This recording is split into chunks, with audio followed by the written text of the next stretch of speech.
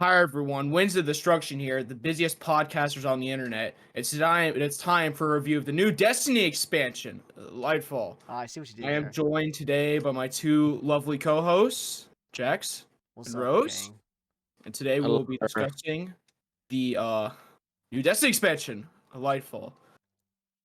So, let's get into it. Before we get into it, as you could, this is a gameplay episode, so there will be gameplay on YouTube that you can watch for us to watch us play. This is going to be spoiler heavy. I feel like the spoiler phase is going to end next week, but for the time being, if you have not played this DLC yet and you do not want any spoilers, definitely leave right now. We are literally going to be talking about everything that has come out of this expansion, all the drama, all the goods, every single thing that has happened. So if you don't want any spoilers, feel free to click off and come back when you have played the game. Other than that, yeah, Lightfall. It is time Here we for are. some thoughts. And I Yeah. think a good place to start is this story. The story. Yeah, that's a good place. And then we'll work our way up, talk about other things. Then like of course Neomuna, which is where our gameplay will be taking place. Yes, we will be on Numina for the entirety of this episode. You can watch us just do basic stuff. I know I'm gonna be looking for region chests and lost centers and stuff like that, but I don't know what these other two are doing. We're not sticking together. Well, let's get into Lightfall. Easily the most anticipated DLC in, I would actually, Well, that's putting in it lightly, Destiny, honestly. Like it had like 300,000 pre-orders. easily the most anticipated Destiny DLC to exist. Yeah, totally. I totally agree. Probably Agreed. because of just a Witness, because the Witness is a very anticipated character. Right. Yeah, it was pretty anticipated. And here we are. People are like, Lightfall sucks. Lightfall this, that. Lightfall bad. Yeah, talk Lightfall. about Yeah. drama on day one.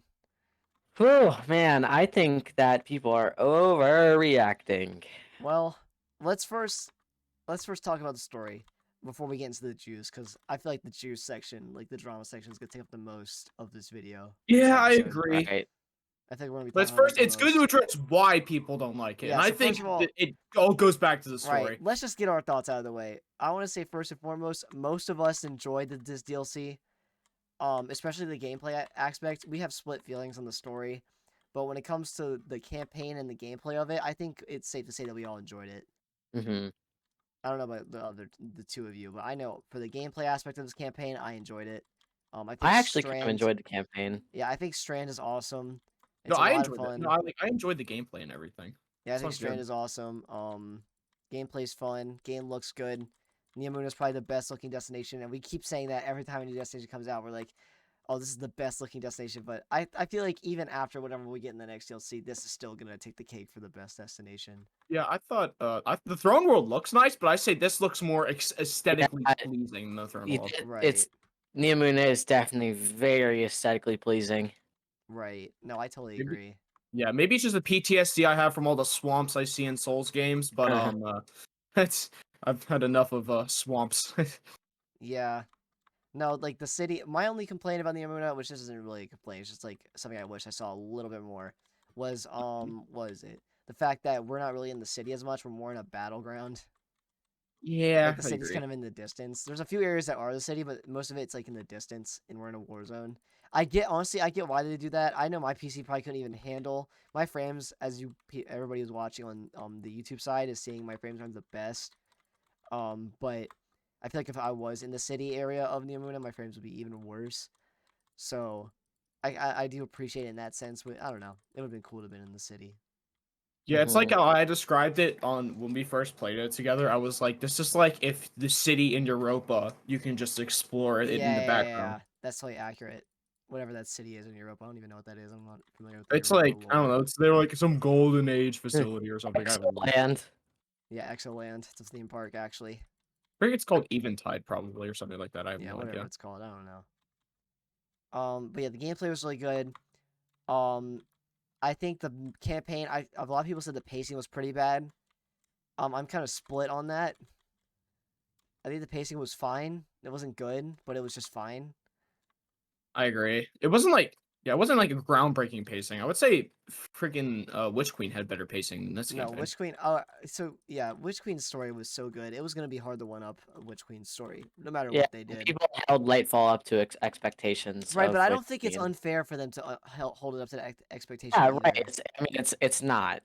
Right, but I felt like Bungie learned their lesson, and I feel like most Mhm. people felt that way as well. Like most people were like, "Oh, Bungie finally learned how to handle this," and spoiler alert for later, they didn't. Um, but yeah, I thought the story itself was like decent. I don't think it was the worst thing ever, as people have been saying it is. People have been like saying like it is worse than Shadowkeep on Steam. What are you talking about? That's so That is crazy. ridiculous. I cannot believe people are actually saying Extremely this is a good ridiculous. take. Shadowkeep had 3 missions. I feel like people forgot that Shadowkeep had only 3 missions. If you could want to replay Shadowkeep's campaign after playing like the main quest line, there are only 3 actual missions to replay. Like that is worthless. Beyond Light had like what 4 or 5. Like that's just Right. nothing.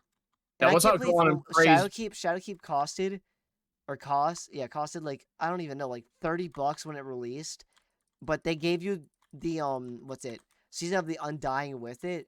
So in reality, it was actually like $20, and when it's on sale for 5, I think that's like the only fair price for it, or just to make it free. So comparing Lightfall to Shadowkeep is a huge stretch, IMO. I understand Lightfall's comparison because I feel like Bungie did not learn how to handle the darkness subclasses with Beyond Light. I feel like they did better with Strand, but it still wasn't that good if I'm being honest. I hate that you still have to grind this much to get the subclass fragments. It is super I annoying. think they definitely it's better. It Right. is. No, I'm not saying it's not. Yeah, it's better, but it is still completely flawed in my opinion. Yeah, it's just a really long grind to get all of them. Like I only have like 4 fragments Yeah, right I have now. 5 or 6, and I have about 30 hours tanked into this expansion so far. I've been a little busy, but outside of my busyness, yeah, I don't know. It's kind Yeah, of I've been playing very a lot, sad. and Very sad. yeah. Yeah, unfortunate. It's Although just, we I can mean, and mention my problem is, it would make sense for the aspects, but they're just fragments. Like, they do barely anything to optimize your gameplay. Right. Like, some of them are literally just, like, little bonuses, like a movement bonus. And then you have to get 200 strand meditations for that? Like, really? That's a lot.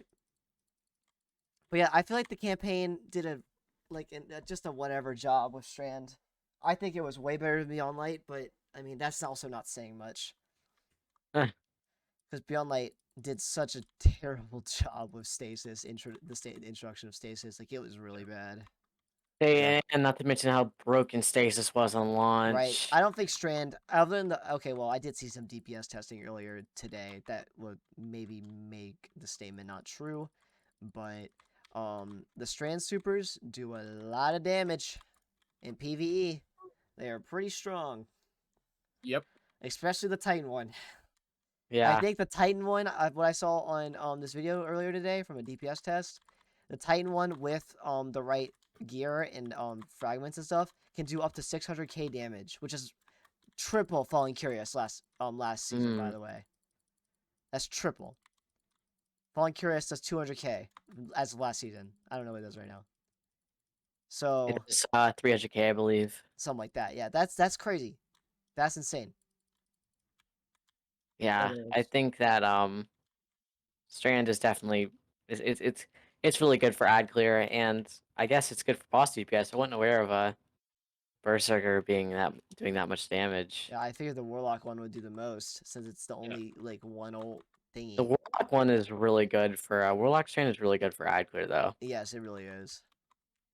I Yes. thought everybody thought 100 Strand was the best. I actually think when it comes to like 100 Strand is like a middle ground in my opinion because the Titan It's one good right in now does the PvP. most DPS. The Warlock is best at ad clear, and the 100 one kind of does both.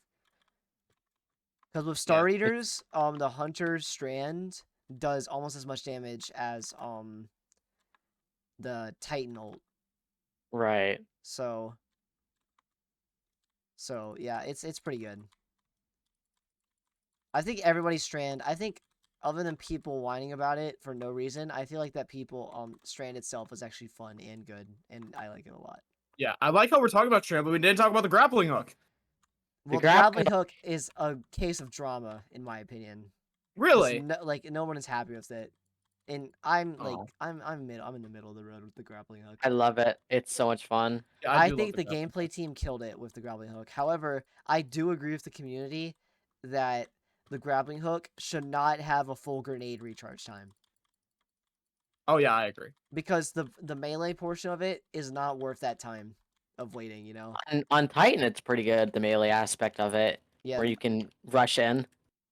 Well, yeah. I actually didn't. I didn't know if it was different for other classes. As far as I knew, it was all the same. Yeah, for the Titans, when you swing, you get like you know how when you have the hammer charge, Yeah.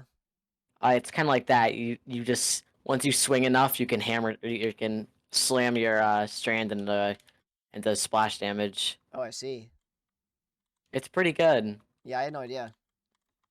But to be fair, like It's I don't know. definitely for me on Titan strand, the grapple is definitely worth it because it gives you insane movement. Like I was playing King's Fall last night and I was able to traverse the jumping puzzle like and I skipped like 4 ships. Oh, really? Yeah. Interesting. Yeah, I didn't know that. I did see people like skating with Strand across the jump puzzle in King's Fall, but Yeah, I had people grappling on me as well. So right. it No, I just think kind of that's makes it awesome. I easier. love that. Yeah, I think the aspect of grappling onto like objects that are not like placed by like structures, I Yeah. think that is sick because I love the aspect of Destiny having to like rely on your teammates. Right. Like No, especially that's for fair. me, like I feel like Destiny needs more of that, and they try to include it, but no one uses it because everyone in Destiny is a solo player. Well, I wouldn't say everybody, but I would agree that most people. Okay. I would agree that most people are. That's one thing about Destiny builds is that most people your Destiny your build is going to be like, "Oh, I don't need anybody. It can just be me." Right. No, I don't know. It's yeah, I personally think the grapple hook is fine. I think people are being super over dramatic about it, except for the recharge time. I think the recharge time should be I nerfed. agree. But the other two grenades should There's stay the same. there's there's probably a build out there that lets the grapple come back fast Also, as well as your other movements. well, we'll see. I just know that for the only one that I know of is for hunters, but it may also be for other class. So nobody quote me on that. Yeah, and who knows? Bungie might even change it because it's getting enough complaints, and sometimes they give in to all the complaints and just change Right. things. Yeah, it wouldn't be the So first time. Right. it's also that So factor. yeah, no. But the grapple hook, yeah, it's just another contingency with the community, and I kind of feel for them there. I get it. Yeah. It's a problem. It's a problem. Yeah. Yeah. But yeah, we're gonna get into the ending of the campaign spoiler. So if you don't want to hear the ending of the story, leave now. If all this other stuff didn't bother you, this probably might bother a lot of people. The ending of the story. By the way, I just want to remind you both that I completely predicted the ending of the story. I totally called it. I said that 2 weeks before this DLC came out, I said that Callus is going to be the final boss and that he was going to die, and I completely called it. So Yeah, I'm not too surprised by that. I don't know. Well, I mean, who else could have been the freaking boss, final that's what I boss was saying. for I was this? like, who else was gonna like? In every Bungie DLC, some character like evil villain dies of some kind, or excuse Kick the me, bucket. like Savathun and like Aramis, they quote unquote die. They just actually get like Well, trapped. Savathun isn't actually dead. We know that because her ghost is still alive. Right, So. same thing with Aramis. We knew she wasn't dead either. Yeah, but no, So Callus is definitely dead. no, Callus is he's gone. No Yeah, he's coming back gone from now. that. He's gone for good. But yeah, like I don't know. I thought Callus's death. I kind of agree with Dad's take on Callus. It felt disappointing to me. I wasn't really ready for Callus to go. I thought he had a lot more potential, and this DLC kind of did my boy dirty. I agree. Yeah, I thought. I mean, he's been around since Right, he's been around since the Destiny. very beginning, and he just kind of dies. He was What he was happened like to the his only yeah, right? character from the beginning too, man. Well, yeah, one of the only few vanilla characters that are still here. Well, was still here. Well, they're gone now. Yep. So, yeah, I don't know. I was a little underwhelmed by Callus and like his death. I really wish he had more time. And I Maybe if he hadn't pissed off the witness so hard in the story, he probably would have lived. suppose so, but at the same time, I don't know. The witness and Callus's like conflict and relationship was so underdeveloped. I agree. Yeah, they We didn't really got have the best two relationship. cutscenes. We got two. With how many cutscenes were the witness? If you count the two with Callus plus the intro plus the end, that's 4 witness cutscenes when he's supposed to be the main villain. Bro, half the time it wasn't even him. It was him talking through our ghost. Right? Yeah, it wasn't even him all the time. Super underwhelming IMO. The witness was the worst character in this DLC, which is so sad because he doesn't like he has so much potential.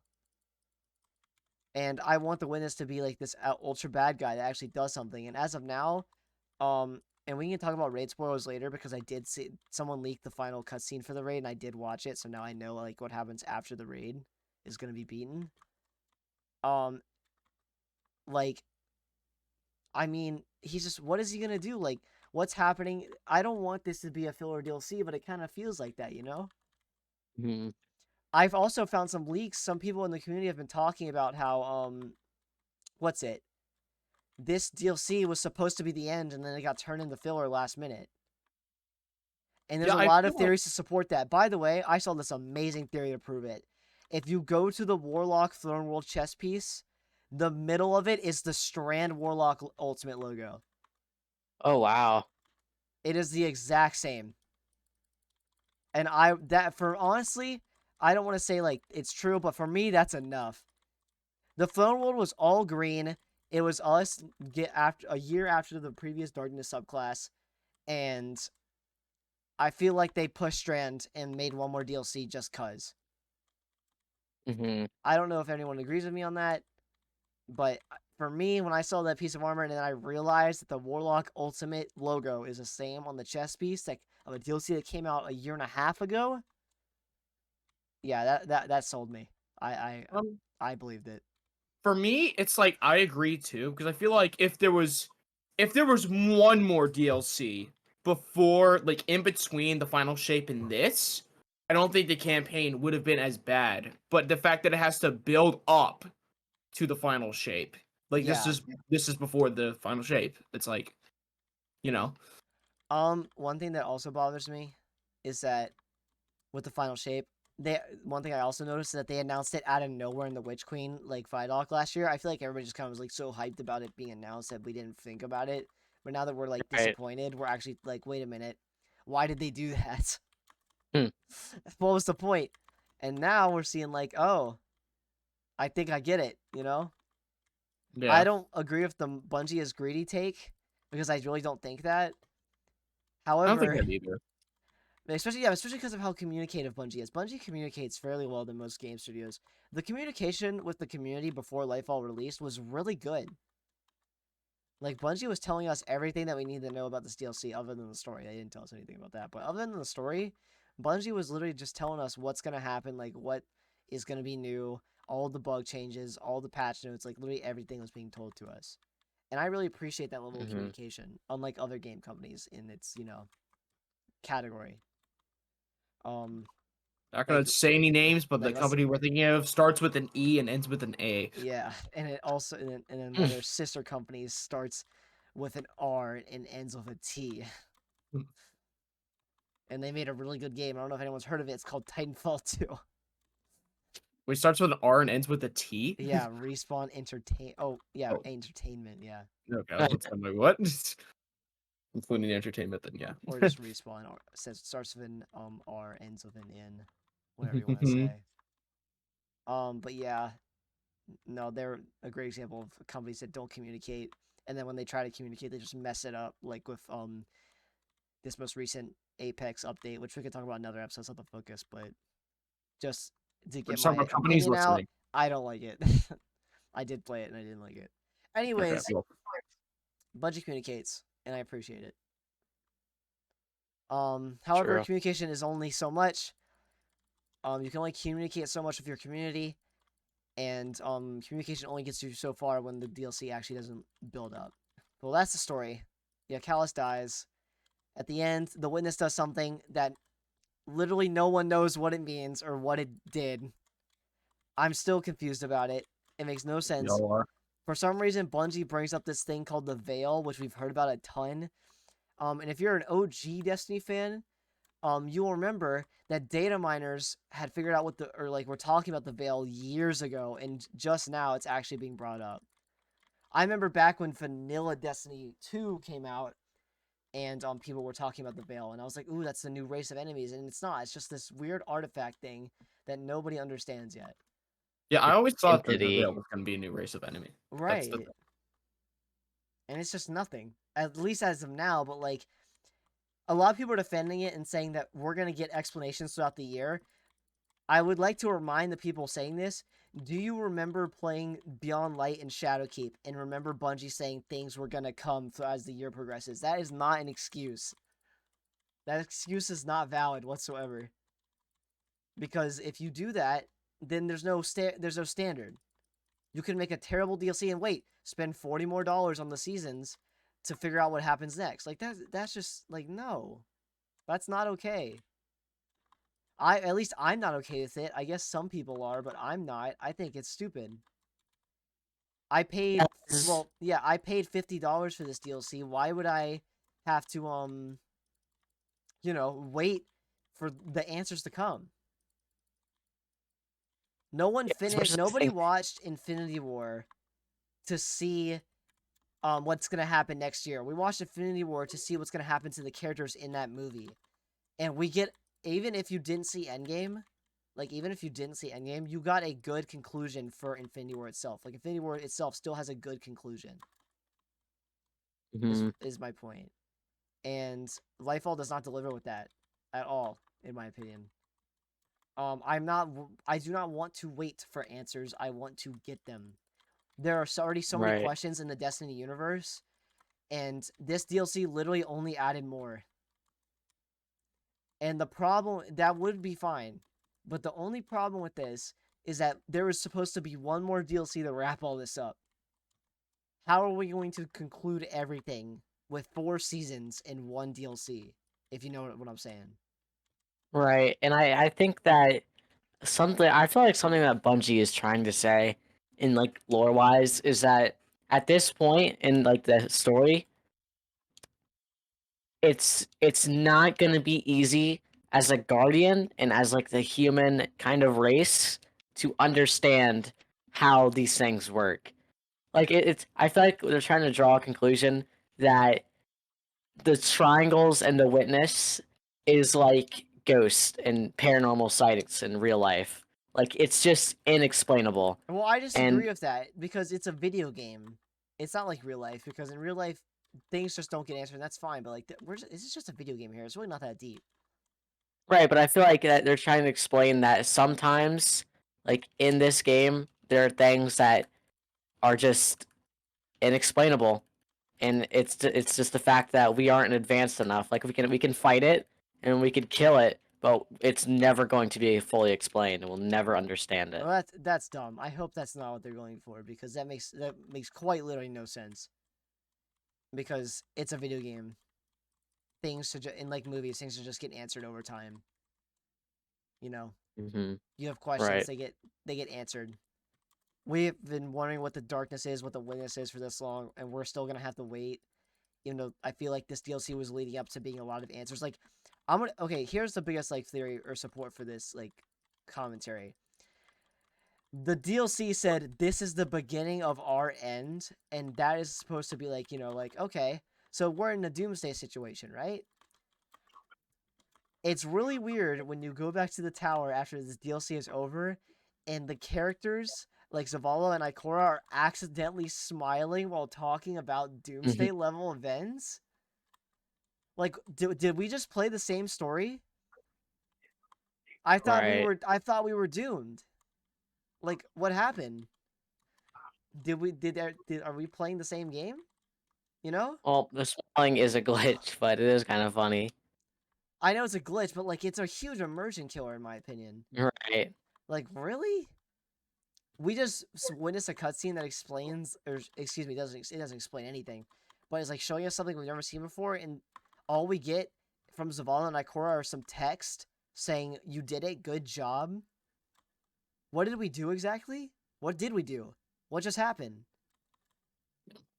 We're going Speaking back of, to the DLCs where we have more questions at the end of the DLC than answers, and all we get at the end of the DLC is a pat on the back and a good job.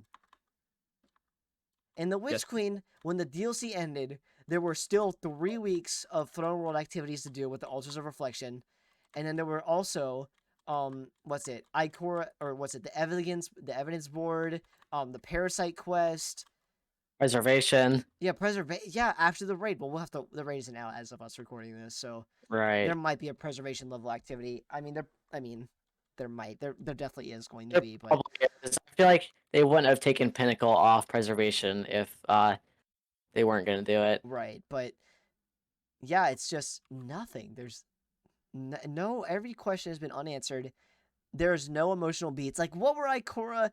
I'm sorry, Marasov, the Queen of the Reef, who almost destroyed Oryx by herself, is sitting here watching the Witness destroy everything, and is like, "Girl, do something about it."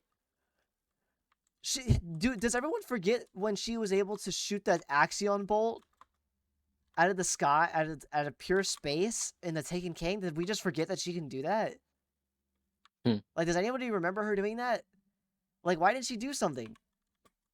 It really bothers me that in that cutscene, she's just sitting there and watching the Witness, like, win. And she's just talking. It's like, bro, do something. You have paracausal powers. Why are you sitting here watching this happen, you know? Right. It's just so frustrating. yeah, It really bothers it me. is. Yeah, it's like, speaking of Zavala and Ikora, let's talk about their absence in the Right. entire Where campaign. were they? And the Witch Queen, they were fully on board. They were there the whole time. We got to see them talking to us and interacting with us. I get that we had Osiris and Nimbus and Rohan, but before we get into Nimbus and Rohan, I do want to say, like, the attempt to make them the lead doesn't work. Because, like a lot of people have been saying, since we're in the end game now, we've been talking a lot about, I just realized I made a Marvel quote after we talked a lot about Marvel. But since we're in the end game of this story, like, it makes no sense that we're, like, you know, not having our main characters interact with us.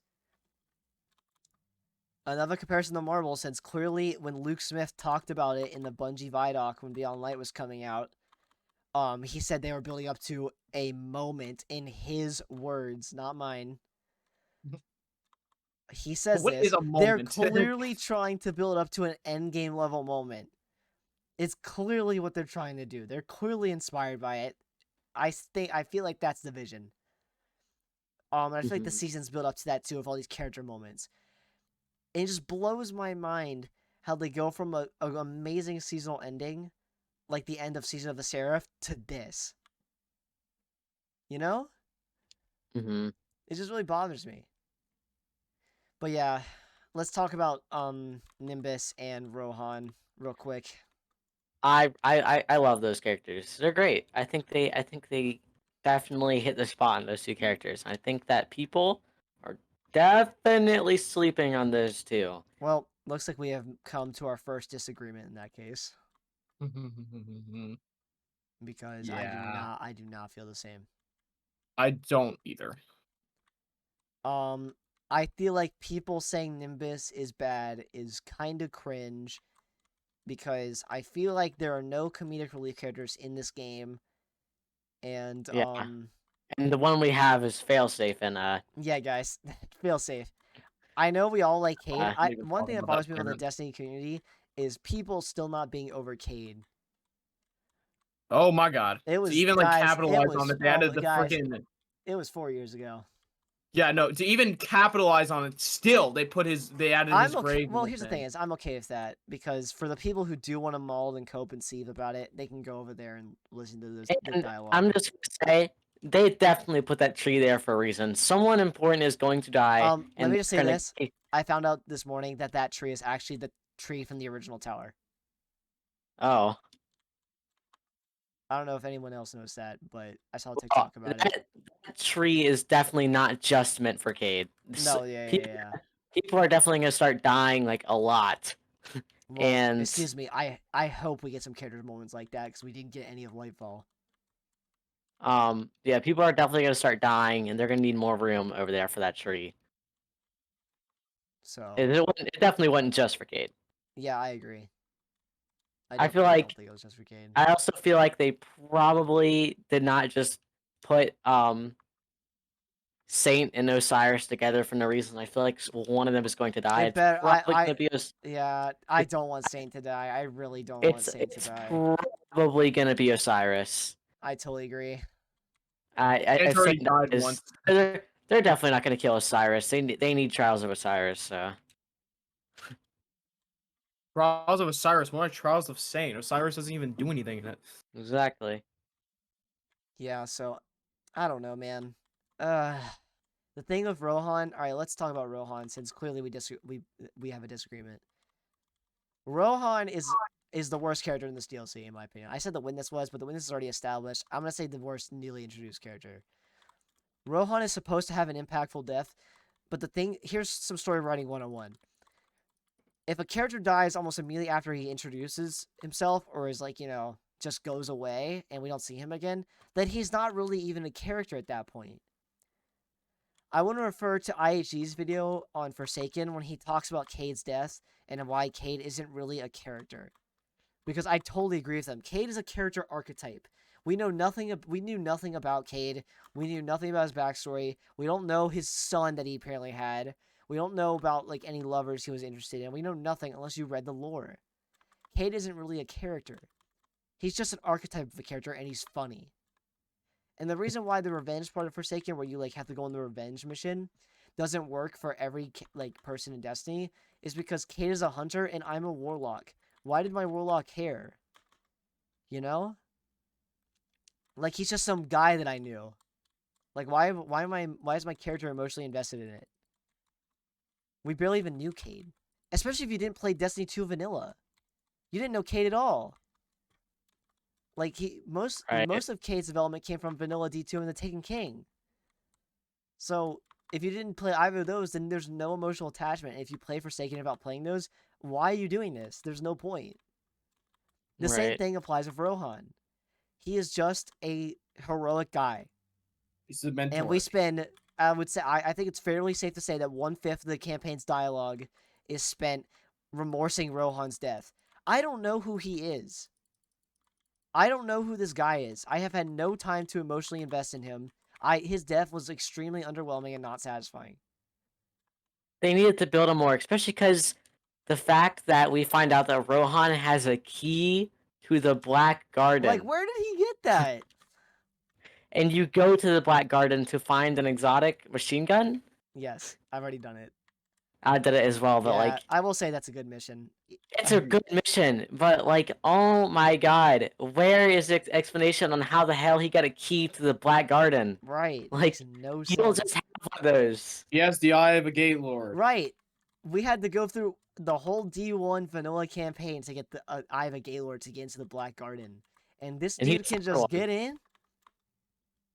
He's literally a guardian, except like he can die. That's the difference. And they literally talk about that a lot. Is that the thing with Cloudstriders is that like they're as powerful as guardians, but the only difference between us and them is that they can die and they don't come back. We can. So how is this guy, who's only what they even said that like he only had 10 years to live or something like that, like his Cloudstriders don't live that long. He just has the knife. He just has the key to the Black Garden, somehow. But why though? Why do right? And let me add this for all the lore people who are possibly listening to this. If you know the answer to this question, the problem is that the casual audience doesn't. I have no idea. And I wouldn't even call myself a casual. I have 900 hours on this game on Steam and then 1,000 hours on Xbox. If you look at I think on Charlemagne it says that I have 2K, which I don't believe, but apparently I do. But like someone like me, like I don't even know. Bife doesn't know. That is just bad storytelling. Hmm. What happened to the writers from Witch Queen? Where did they go? Are these the same writers? And if they are, like, what are they doing? It's just so frustrating. It sounds like I'm sorry for the rants that we're getting into. We're not like mad at the game or the devs, but like it's just hard to understand how we fumbled the ball this hard. You know? Right. I get that. Yeah, Rohan sucks. He had I think he had potential, not there. I think he's a cool character, but it wasn't executed correctly. Agreed. Cool potential, cool idea, executed very But poorly. like I was like he was a cool guy. I thought he was pretty sick. Right. His design was good. I mean, Yeah, he was pretty fucking. He was pretty cool again. Yeah. Anyways, I think that's enough talking about the campaign. We've been talking about the campaign for about 30 minutes. Let's talk about the seasonal. Yeah, Everyone's let's. played the seasonal, right? Yeah, I feel like most people, even free to play the seasonal. It Let me. was really. I Let want me. to start Yeah. Okay. Yeah. Go ahead. Go ahead. I have one thought. I think this new mission is awesome. Right.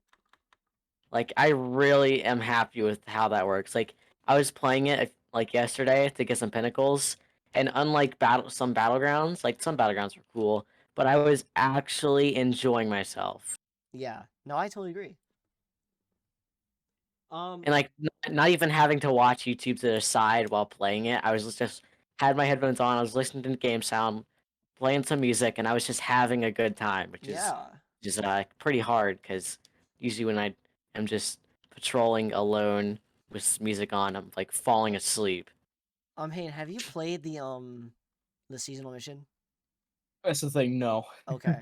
Well, then we're about to spoil it for you because I do also Yeah, want to no, talk it's about it. fine. That's And I fine. feel like most people who are like free to play have also played it because it's the only thing you can do on a free to play for this Yeah. new DLC.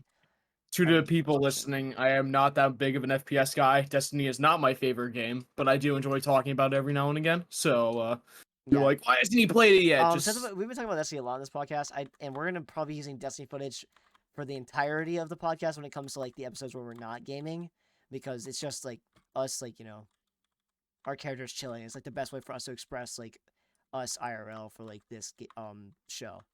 So I think we're gonna keep doing that, but this is not a Destiny cast. We are not only gonna be talking about Destiny. We're just talking about it a lot right now because there's a lot to talk about. Um, Mm. but yeah, quickly I do want to add in the seasonal mission. I think it was better story-wise than the entire campaign. I thought the story of the seasonal mission, the fact that Marosov is helping us rescue all these civilians who are caught in the crossfire, is really good story. Like, I really like that. Now I don't know about all of that, I disagree. but You know why? Because all the characters, Amanda, Mara, Devra, Mithrax, like, all of them are active. We did not get any of that in the Lightfall campaign. And I feel like the seasonal story model is a way better method of storytelling for the average Destiny fan. Which, a fair counter-argument to that is saying that the Witch Queen is proof that that statement isn't true, which is fair. I love the Witch Queen. I think it's safe to say that when it comes to story, and in my opinion, I'm starting to feel like Witch Queen is about to take my spot for Forsaken being the best DLC. Because the Witch Queen was just so good. I played Forsaken the most out of any Destiny DLC. Bygones is still my most kill weapon in Destiny. I have the highest kills on it out of all my guns in the game. But anyways, I thought storytelling from just that one story mission or first mission and the rest of it alone was better than Lightfall's story. Because in that, we have characters we care about, we're seeing the world change, and we're seeing actual things taking place, right. And in Lightfall's campaign, we see no, other than Osiris, there are no characters that we already know about doing things. We just get new characters that aren't going to matter. They aren't going to matter. Let's be real. What are Nimbus and, Rohan's dead. What is Nimbus going to be doing that is that significant in 1 year's time? Mm. If he does something, feel free to come back to this video and write a comment, or feel free to say something. Just be like, well, actually, he did this and he did that. Yeah, And but nasty without comment. foresight, there's no proof to anything. So as of us recording, you can't expect anyone to think that. So Mm. yeah, it's just but the seasonal mission design and the new weapon focusing system, I love it. I think it's great. Mm-hmm. I don't Definitely. know if you focus I'm weapons at a the helm huge yet, fan. but Yeah, I've focused so many at the helm. yeah, It's so I nice. like how there's swords for every class for that one like opulent focusing engram. Yep. That's so cool. I really like that. I love the new focusing system. It allows people who don't play the old seasons to get these weapons. There's old weapons, new weapons. Like this is definitely better than Umbrals, I would say. Definitely. Mm-hmm. So yeah, there's a positive. We haven't been really positive this video, but there's our positive. That has been executed very well with this DLC. Um, let's see what else. Let's get to some more positives. We've been really negative this whole video. Let's try I say mean, something more we can talk positive. about we can talk about Niamuna. Yes, let's talk about Niamuna. I'm a huge fan of Niamuna and the Yeah, public event. I feel like I could come back here, and I know you told me a few days ago, like, oh, the public event's gonna get old. I'm like, yeah, it'll get old, but it's still gonna be good. I will say this. I did say that. However, I will say this now. I do think this public event is going to last longer than Wellspring did. Yeah, like this public event is pretty Right, cool. because in this public event, once we're high enough power, eventually we'll definitely be able to solo this. And this public event rotates. It rotates Right, spots. It's different each day. and there's different bosses too. Like the boss I'm fighting right now is not the boss I fought 2 days ago. Yeah, and there's two of them. Right. There's two bosses. My only problem, well, actually, I'll say this about Wellspring, which I definitely say. Well, I would definitely say that Wellspring is actually probably the weakest part of the Witch Queen. Witch Uh, Queen. Oh, yeah, no, I'm sorry, Wellspring, yeah. yeah, Wellspring. It was just a throwaway activity. I bet if I was in the Wellspring queue right now, quite literally nobody would be playing it. I'm willing to bet Yeah. money. Probably get some new lights. That's probably about Right, it. like why would anybody go play Wellspring? Especially now there's no pinnacle for it either. What is the point? It is a complete throwaway activity. Unlike this, in a Like, public event where it's not that hard, so once we're high enough power, we're gonna be able to come back here and just do the solo and whenever we want and farm rewards from it. And that's good in my opinion. now there is a glitch, and I'm not gonna lie, I have been using the hell out of it. Where when you finish the public event, you can leave the area and come back, and the chest will be refreshed. Yes, no, I've been yeah. I'm probably gonna well I have been does using it that work with the glitch overload key? hard. Like if you only have one, or do you have to No, have the multiple? overload key chest does not work, but the other chest does. Okay. So you can get the other chest like 4 times before the next public event I starts. see. Okay. And But it's really yeah, good because it gives you materials, and it gives you rank. Like, I jumped like 3 ranks in one public event. that's cool. But yeah, another problem that I have with this DLC, I know we're just talking about being positive, but now that we're fighting all these Vex in the gameplay, I have to say it. Speaking of Vex, I like how Vex have become like everyone's least favorite, and the fact that we're trying to focus on them for this DLC just doesn't make a lot of sense narratively speaking, because we're supposed to be focusing on the Hive and the Cabal, and the Cabal got their focus, but why the hell are we focusing on the Vex? They are I guess nobodies. they're the only people that could be Right. here. I guess, but I And mean, like, maybe they're nobodies. They don't do anything. maybe Nezarek has something to do with them. Right. I don't know. It's a little bit far fetched, but it's a possibility. So I'm frustrating. surprised. I am very surprised that Nezarek is a disciple and not a boss. In the raid? Uh, as a person, Oh. I thought he was a disciple. he is a disciple. Oh. Why though? I mean, that makes sense to me. I mean, I feel like Nezarek knows how strong he is, and he is definitely stronger, or somewhat like stronger than the Witness. Yeah, I don't know. And It we're feels gonna find out because the Witness is going to die, and it's like a proven fact that the Witness is going to die, and Nezarek is going to take a spot. I don't know about that. But It literally. Are you using Nezarek Sin right now? yeah. You should go look at the lore tab. I mean, I'm not gonna read all of it, but I ain't reading all that, bro. It literally confirms that Nezarek is the next witness, and he's going to literally trick us. I would really hate it if, when the final shape does come, it just leads into another villain. Oh my god. How to kill your fan base's hype in one sitting. 101. That would be awful. Like, And I feel like I really hope they don't do that.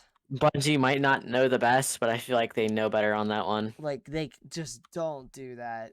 Let Lightfall be a conclusive end for the people who want it to be. We do not need to hype up another villain. That would be so awful. I cannot even begin to explain how terrible that is going to be if that happens. Ugh. I would like to say this is kind of leading into a new segment. The new the new Vanguard pinnacles and like pinnacle grinding on some stuff is really easy, and I like it. Yeah. I feel like last season and before, when you're doing Vanguard pinnacles, you needed a group because you're not gonna get that 200k just. Right. And I was just grinding in Nightfalls, and I got 200k with just soloing. Right. So that's definitely good. Glad they did that. Yeah, I like most of the changes that they made this season to the game itself. Like, people who are crying about the strike difficulty, like, where are you now? Stand Yeah. up, stand up, announce yourself. Like, you were whining for no reason. People were like, "Oh no, the strike playlist is gonna get harder." Like, come on, son. And look how easy it still is. Like, it's still so easy. But most of the changes have been good. There is a clear DPS meta for day one, And what's and it gonna be? it is Cloud Strike and Wendigo. Yeah, that's fair. It's so here's the thing: is that Cloud Strike, it's basically it's Catalyst. Its Catalyst now has triple tap. Oh, It gives it triple tap, and basically when you match Cloud Strike's damage with triple tap in a well and all like weakness effects on a boss, plus Wendigo with explosive light that does 77,000 per shot. Granted that Wendigo has a 6 magazine and field prep, explosive light, spike grenades. The reload is crazy. Yeah, it's putting up 6 million DPS per phase on Templar. right. Oh, wow. That's crazy. I did see someone solo Templar with the Fusion Nade Warlock. I think I'm gonna make a build with that build or that exotic. I forget what it's called. It's like blue, and it gives you another Fusion Grenade charge. What's it called? I got a good roll for it the other day. Sunbracers? No, not some bracers. I don't know. I don't know Warlock exotics. It's called Starfire Protocol. Oh yeah. I got it. Yeah, I got like a 68 roll for it the other day. I'm definitely gonna make a build with that. Yeah, but I've been grinding because I will be there for contest day. So The max power for contest they said on the TWAB is 1780. what do you mean? Like that's gonna be the power for your guardian. You can't go above it. Oh. So if you're 1780, that's the max power for the raid. Oh, well that's good. I thought it was just gonna be like 1830. No, for you, You but need to be. the enemies are gonna be higher than you. That's the point. Yeah, I know. Yeah. So, I thought it was gonna be 1830 and you'd be capped at like 1810 or 1815. oh no, I'm pretty sure 1780. They said the TWAB. I may be wrong, but I'm almost 100% sure. Yeah, But yeah, we'll see. I'm pretty excited for you know, Lightfall may have been a blow. Not for me. I like Lightfall. But I think that the seasons to come, I think that they're gonna be pretty good. Yes, I do have faith in the season. Season of the Deep especially sounds pretty awesome. Yeah. All Season of the right, Deep, so yeah. I feel like we have more to talk about with Destiny, but to quickly wrap up the Lightfall story and campaign discussion with the whole DLC, we can get into the future and stuff like that next. But to wrap it up, let's give a finite number score. Hayden, I want you to start. Finite number score from me. I think that this DLC was a very solid 6 out of 10. All right. And I think this is the most 6 out of 10 Destiny DLC we're ever gonna get. Right. That's I don't fair. see it getting. I don't see it getting worse from here, but I don't see it getting like incredibly better. Like I don't think Destiny will ever be as good as Witch Queen ever again. But I Right. think it might be like just slightly less better. Yeah. If What? that makes any Hold on. Give sense. everyone perspective. So, let's add this to it. Also, say your favorite DLC. Say your favorite DLC, and then say your score. Okay. My favorite DLC is Witch Queen. I really like Witch Queen. Alright. Really good DLC. And Yeah. then like number 2 for me is Forsaken. That's simply because I feel like Forsaken is the like second highest like DLC that gave us a lot of content after. It gave us 2 locations. Right. 2. Even though one of them is not in the game anymore, Dreaming City is awesome and also gave us Last Wish. So Yeah. I'm not. The story could have been better, but content wise, I would say Forsaken is like the best. But I think if story and overall, Witch Queen is best. Yeah. All right. Rose, help you. I'm gonna say Witch Queen is the best, and that Lightfall is definitely for me. It's a 7.3. Interesting score. Very specific. The 3. Yeah. 7.3, guys. I mean, there's a problem being that 7.3. specific, but All right. I feel that I want to make it more of an exact score so people don't think I'm like at a 7 like 0.8 or 9. Like I'm like, oh, I'm near an 8. It's really good. Oh, you're near more 6. I'm like, yeah, but I'm slowly starting to like it more, I feel Okay. like. I'm really, slowly starting to like it less, but that's what I was about to say. I'm like, I feel like I'm slowly like losing interest. yeah. I think once the honeymoon phase was over with this DLC, I slowly started hating it more. Yeah, I agree. I'm Hayden phase and is I over. played it the whole campaign together day 1. Yes. I And did that alone. when we beat, oh yes, I would like to say this about before we move on and I give my score. Callus's boss fight on solo and 2 or 3 player is a completely different boss fight. On Easier hard solo, wise. people say hard. People say on solo in like I'm gonna use Dado for example. Dado in his recent thoughts video said that Callus was a pushover, but he also did it with 3 people. Compared to someone who solo, because Dado said once he sold it on Twitter that it was actually really hard. On legendary that is, not normal, by the way. But on legendary it was really hard. On solo, so for all the people who sold it, I feel like you get to see the definitive experience. I feel like it was designed for a solo. Callus himself was designed for a solo boss fight. So It was so hard. yeah, Hayden It and I did it just was as a duo, and it was hard, but we did once we figured out how to get through it. It was not that hard. it was as doing it solo, coming from a solo player who did it alone. God, it was a grind. It was so hard. I had to leave the mission at some point because I was just relying on blue Ingrams to drop from the enemies so I could infuse to get the little higher power.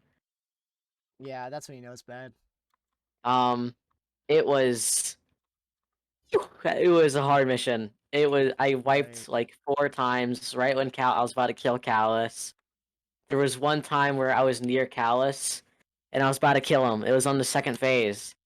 And I hadn't killed the second Tormentor at spawn, so I was like running around. Right. And Callus decided to do this weird thing that he didn't do for the rest of the time I was fighting him. And he just decided to like swipe his swords on top of me, and I got launched like 3 miles away. Oh, I see. It was pretty bad. Um, but yeah. I'll get into my thoughts now, real quickly. I think that Lightfall is a 6 out of 10. I am definitely more towards a 5 though. Um, and my favorite DLC was Forsaken for years. The Dreaming City is still my favorite destination, more than Yamuna. I'd definitely say Neomuna is now my second, but I'm a flat out Dream City supporter, especially because I was there for when the Dream City was getting all those fresh updates, and you can visit Marasov's chambers daily, or my bad, weekly, and see all the new dialogues that she had to say. But yeah, and then Witch Queen's my second favorite, but that might change pretty soon after some retrospective and with the ending of this saga. So yeah, our scores are a 6, a 6, and a 7, if you want to round it all up. So yeah, Lightfall. There we go. I feel like in upcoming episodes we're not going to talk about this that much anymore. We may mention especially when the season ends, we'll probably do a seasonal ending thoughts episode. No, we won't focus that because seasonal endings aren't the biggest deal to talk about. But yeah, this will probably be one of our last Destiny 2 videos for a little bit, or episodes. I keep saying videos. Our last episodes for a little bit. And yeah, that's our thoughts. I'm very happy to be done talking about this for now. I've only been talking about it for days, so I feel like this is a good conclusion for our thoughts on this DLC. So I agree. Especially during all this, I've had time to actually properly, because I haven't really played this game after beating the story. I had proper time to explore Neomuna. So now, yeah, I feel like it's kind of closed talking about this DLC. yeah, no, I totally agree. Anyway, There's Quickly, Lightfall. yeah, that's Lightfall. All right, well that about sums up our thoughts on Lightfall. Um, it was kind of a extended rant for us, I would guess, especially me.